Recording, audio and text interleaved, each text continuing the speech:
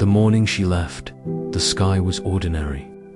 Grey clouds drifted lazily across the horizon, and a light breeze swept through the narrow alley where they lived. It was just another morning, or so he thought.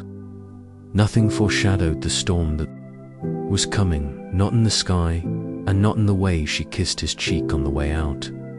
She was wearing her denim jacket, the one with a tiny tear near the cuff, the one she wore when she meant business, when she was determined to fix something, change something, or escape it. She had told him she picked up another shift at the seafood packing facility outside town. Just a few hours, she said. She'd be back by evening. He believed her. He always believed her.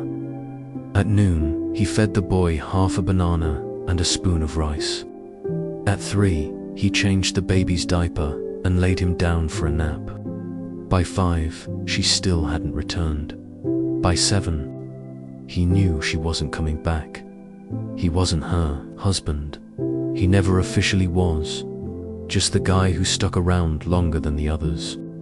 The one who fixed bikes, made decent soup, and didn't mind that the kid wasn't his dot at first. It was just companionship. They lived in the same boarding house, shared tea, shared silence, shared leftovers. Then came that rainy night. She stood at his door, soaked, the boy in her arms.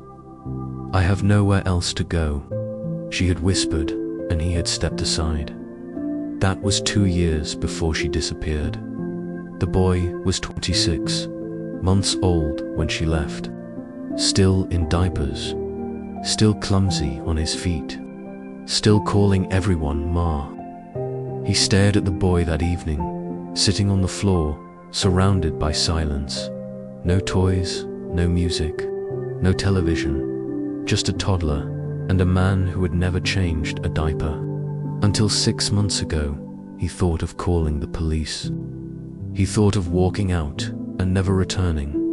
But when the boy let out a soft whimper, not a cry, just a lost, confused sound, something inside him cracked. He bent down, picked him up, held him close.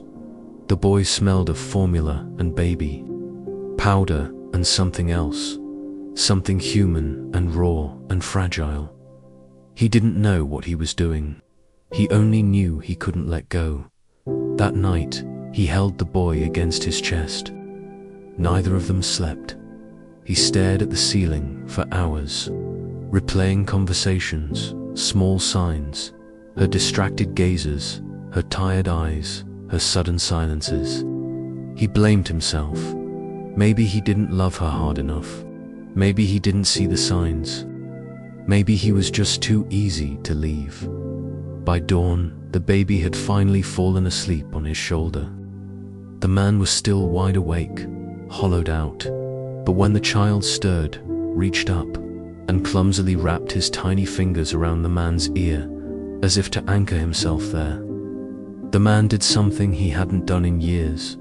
He wept quietly, fully, without shame. The next morning, he went to the store. He bought diapers, formula, baby wipes, a new toothbrush, a pack of crayons. He asked the cashier, a teenage girl with bright blue hair, if babies needed anything else. She blinked. A car seat, bottles, like ... love. He nodded.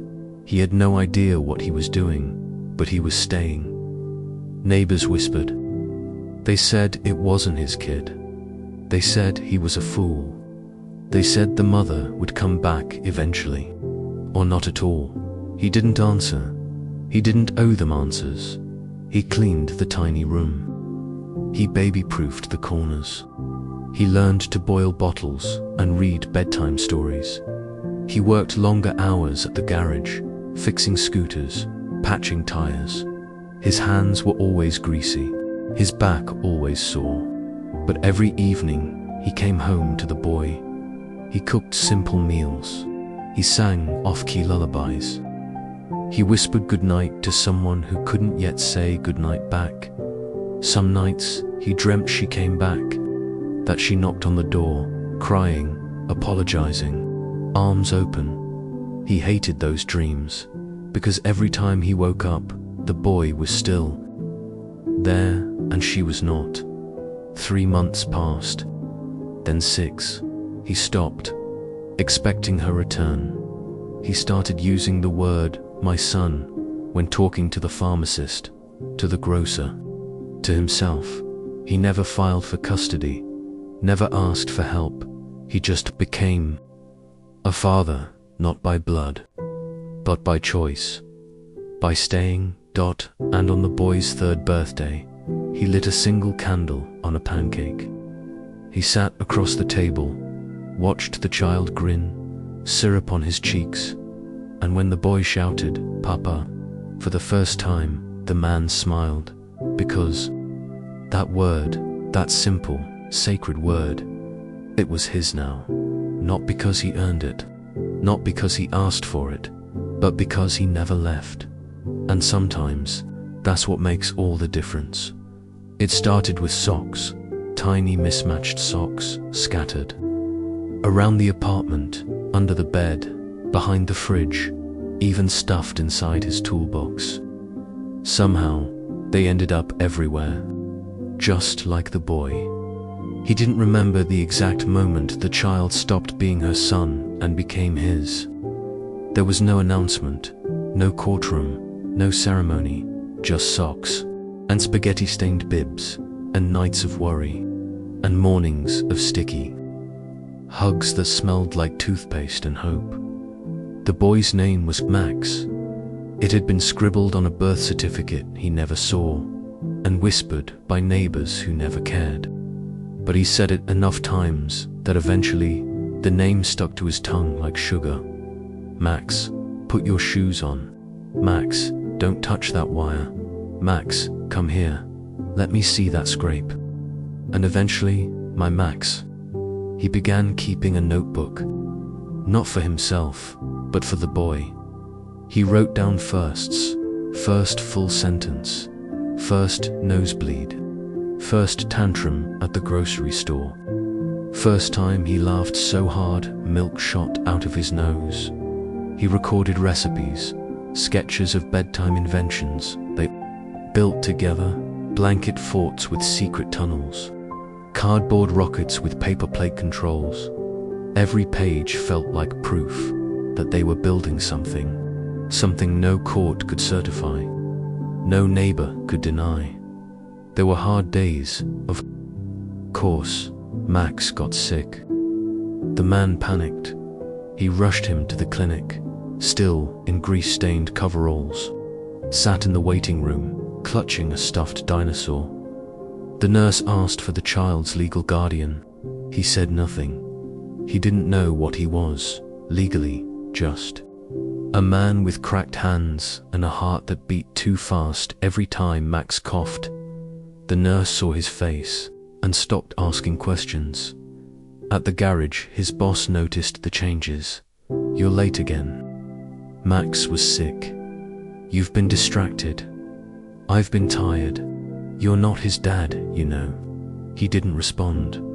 Because what do you call the man who wakes up at 2 a.m. to soothe nightmares? The man who spends his lunch break fixing a toy truck instead of eating. The man who has memorized every allergy, every bedtime story, every silly little fear. He didn't have the right words, so he just said, I'll stay late. Max started preschool. He cried the first day, and the second, and the 5th. The man waited outside the classroom, pretending to fix a broken sink nearby. The teachers knew. They let him stay. One day, Max didn't cry. He waved, ran inside, and the man stood outside for a while longer than usual. Not out of fear, but out of realization. He was no longer the center of the boy's world. And that was a kind of victory. That week, they painted their names on the mailbox together. Max and Papa. The paint ran, the letters crooked, but it stayed. Every time he walked home from work, he touched the mailbox, as if to say, Yes, I belong. Here, I live here. I matter here. Even if no one else said it. Even if the world saw him as temporary. He was becoming something permanent. One evening, Max asked, "Where's Mama?" The question landed like a brick. He knelt down, met the child's eyes, tried to be honest, not cruel. She had to go somewhere, far away. She might not come back. Max blinked, nodded, then hugged him so tightly, it hurt. "You won't go, right?" He closed his eyes. "No, I won't go." The next day, he emptied a drawer in the wardrobe. He put Max's clothes in it, side by side with his own. He labeled it with a sticker, OURS. And from that moment on, everything was. He had never known what it meant to be a father. No one had shown him. His own father was a name, a memory, a stranger. But Max taught him. Every scraped knee, every whispered secret, every bedtime breath. And with each passing day, he understood. You don't become a father by blood. You become one by staying, by choosing, by loving. Even when no one claps, even when no one thanks you, even when the world still calls you not. Real, you become a father, one ordinary Tuesday at a time, with mismatched socks, sticky hugs, and one small boy who calls you home, asterisk. The first time someone questioned his place in Max's life, it wasn't in a courtroom or a hospital. It was in a supermarket. He had bent down to grab Max's favorite cereal, Honey O's, when a woman nearby leaned over and asked, "Is he yours?" He froze. Max was holding onto his shirt, babbling about dinosaurs. The man smiled, tried to keep it light. "Yeah, he's mine." The woman tilted her head. Her eyes lingered too long. "Oh, he doesn't look like you." His stomach turned. He'd learned not to argue, so he just said he looked like himself. But that encounter stayed with him. It unlocked something he'd tried to keep buried. The fear that no matter how much love he poured into Max, the world would always see him as a footnote at the clinic, at school, at the DMV, at every official form that asked relationship to child. There was no box for what he was. He wasn't a legal guardian. He wasn't a foster parent. He wasn't a father by name, just a man who never left. He thought about adoption. Late at night, after Max had fallen asleep with his mouth open, one arm thrown dramatically across the pillow like a tiny king. He looked it up on the library computer during lunch breaks. Printed forms. Read legal threads in forums full of hopeful strangers. He found out it wouldn't be easy. Max's mother hadn't been declared legally missing. There was no death certificate, no custody order, just silence, like a door that had quietly shut one day and never opened again. To adopt Max, he'd have to fight shadows, prove what love had already proven 1,000 times. Still, he started the paperwork. That week, Max drew a picture of the two of them. He labeled it, "My Dad." The man hung it on the fridge, not with a magnet, but with tape to make sure it never slipped. Then came Parent Day at school. Max had begged him to come, to meet his teacher, to see the solar system diorama he'd built. The man took the day off work, wore his cleanest shirt, combed his hair twice, even brought cookies, slightly burned but made with effort. When they arrived, Max ran to his friends, pointing, "That's my papa." But not everyone smiled. One of the other parents whispered to a teacher. Another looked him up and down, judgment in her eyes. He pretended not to notice.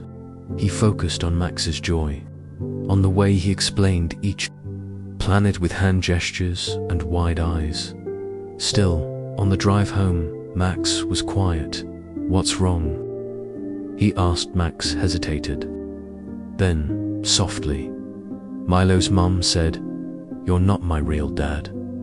The man gripped the wheel, not because he was angry at Milo's mum, but because it hurt. He pulled over, looked Max in the eyes. "Do you remember who packed your lunch every day?" Max nodded. Double quotes, "Who makes your dinosaur noises at bedtime?" Max giggled. "You do. Who stayed when everyone else left?" Max was quiet. Then he leaned forward, wrapped his small arms around the man's neck. "You're my realist, real." And just like that, the sting faded. That night, he added a new page to the notebook. "Today, Max called me his realist real. I think that's better than Dad." But life outside kept testing him. A letter arrived from the landlord. Only legal guardians may sign lease renewals on behalf of a minor occupant. Then came a call from the school. "We need a legal parent or guardian's signature for Max's field trip." The world was built for labels, and he didn't have the right one. So he started making appointments with lawyers, with notaries, even one with a family counselor who said, "You might not be on paper yet, but you're already his father in every way that counts." He left the office with a lighter heart and a heavier folder of paperwork. One evening, Max had a fever. High, scary. He rushed him to the ER. The nurse asked for consent, forms identification. He fumbled, explained, waited. The nurse frowned, then looked at Max, curled up in his arms, cheeks flushed, breathing shallow. She made a decision. "Fill this out later. Let's get him in now." Hours passed. They sat together in the pale blue light of the hospital room. Max asleep, his hand wrapped around the man's pinky like it was a lifeline. And maybe it was by morning. Max's fever broke. As they left, the doctor patted him on the shoulder. "You did good, Dad." He didn't correct him, he just smiled. For the first time, he let the words settle in. Like a coat he hadn't realized fit. "So well, Dad, ... He whispered it to himself all the way home. He still didn't have the right paperwork. Still couldn't tick the right box. Still faced questions, stares, and bureaucracy. But each day, Max chose him, with crayon drawings, with giggles at dinner, with sleepy murmurs of "Goodnight, Papa." And each day, he chose Max right back. The world might not have a word for that kind of love, but he did. He called it home, and he was ready to fight for it.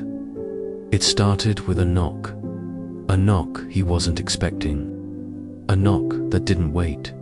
3 firm raps on the door, no rhythm, no hesitation. He wiped his hands on a towel, still slick, with dish soap and leftover dinner grease, and opened the door. 2 people stood there. A woman in a charcoal blazer, hair pulled tight, and a man holding a clipboard, badge around his neck. "Mr. Ellis?" the woman asked. He nodded slowly, heart already racing. "We're with Child Protective Services. We received an anonymous concern about the welfare of a minor in your home." His throat went dry. Max was coloring in the living room. Blue crayon. A dinosaur, oblivious. "I don't understand," he managed. "It's just a routine check," she said. "Mind if we come in?" He hesitated, then stepped aside. They asked questions. So many questions. "Where's the child's mother? Do you have any legal guardianship documents? What do you do for income?" He answered, trying not to sound defensive. Trying to stay calm. Max peeked around the corner once, and the man with the clipboard smiled, knelt, and asked Max about his drawing. Max showed it proudly. "That's my papa. He fixes things." The man scribbled something on the form. They inspected the kitchen, opened the fridge, peeked inside the bathroom cabinet. The woman jotted notes while murmuring things like stable environment and cleanliness acceptable.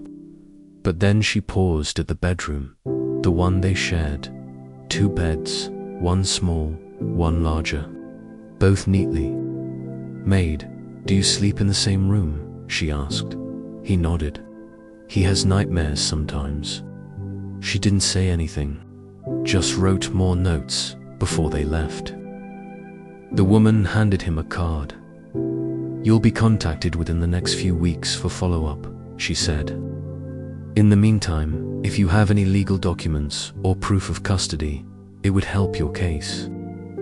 He didn't know what case they were talking about, but it sounded like a threat. That night, Max asked, "Were those people mad at you?" "No, buddy," he said. "They just needed to make sure you're okay." "Am I?" He smiled, pulling Max close. "You're perfect."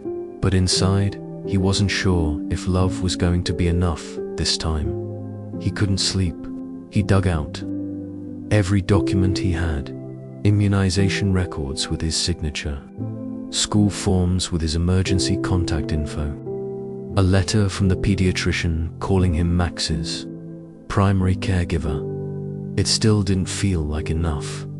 He needed more. He called the lawyer again, asked if they could expedite the adoption process, asked if his work history, character references, anything could help. The lawyer sighed, "We'll do our best." But until the mother is declared legally absent or gives up parental rights, the state moves cautiously. He thanked her anyway, then sat in silence. 2 days later, he found Max, crying in the closet. "Hey," he whispered, kneeling. "What's wrong?" Max sniffled. "If they take me away, can I take my dinosaur?" His heart cracked clean in half. He pulled Max into his arms, held him tight. "No one's taking you anywhere," he said. "But what if they say I don't belong here?" He took a breath. "You belong with me, and I will fight anyone who says otherwise." Max wiped his nose. "Even if they're really big, especially if they're really big." He started building a case, not just legal, human taut. He gathered photos, birthdays, beach days, bedtime smiles, letters from neighbors, drawings. Max had made all labeled with "my papa." He organized everything into a binder, labeled it "Max and me." A week later, the follow-up visit came. Same woman, this time alone. She asked more questions, read his files, looked at the binder. Then she sat down. "You've done more than most biological parents," she said softly. He didn't speak. She looked up. "I can't make promises, but I'll make a note that Max is loved, that Max is safe." And for the first time, he saw something in her eyes that wasn't judgment. It was understanding that night. Max fell asleep on his chest. Tiny snores, warm weight. He stared at the ceiling. He had passed the test. Maybe not the official one yet, but the one that mattered, because love had been questioned, and love had stood its ground. The hearing was set for Thursday morning, not in a grand courtroom with polished mahogany walls, but a modest family court tucked between a bakery and a bus stop. The kind of place where lives quietly shifted, sometimes stitched back together, sometimes pulled apart. He arrived early, wearing the same shirt he had worn to Max's parent day. It was a little wrinkled now, a little faded, but it felt like armor. He had a folder in one hand, a stuffed dinosaur in the other. The dinosaur wasn't his, it was Max's. He insisted his papa take it for luck. Max had drawn a heart on its belly with a red marker. Inside the heart were 2 stick figures, one tall, one small, holding hands. The courtroom smelled like stale paper and coffee.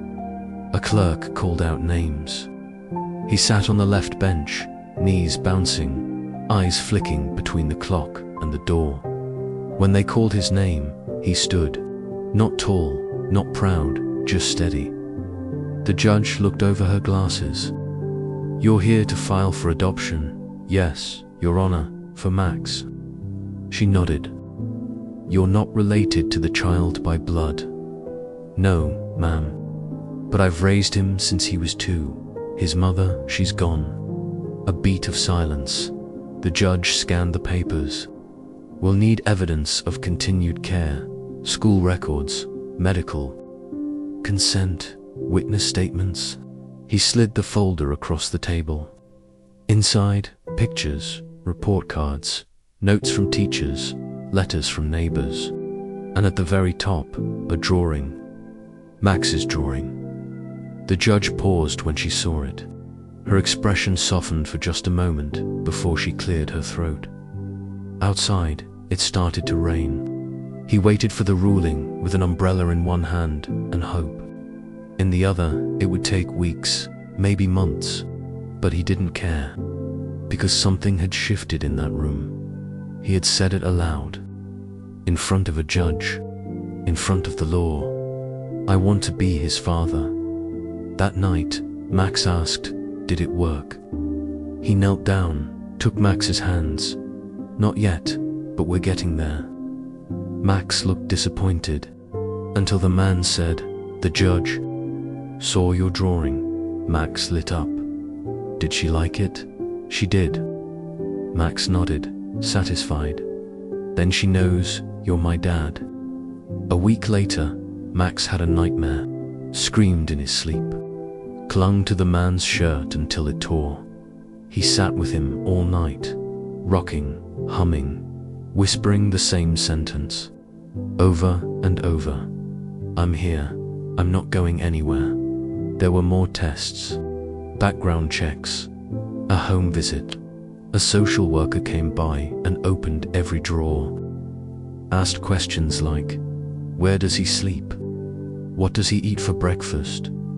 What does he call you?"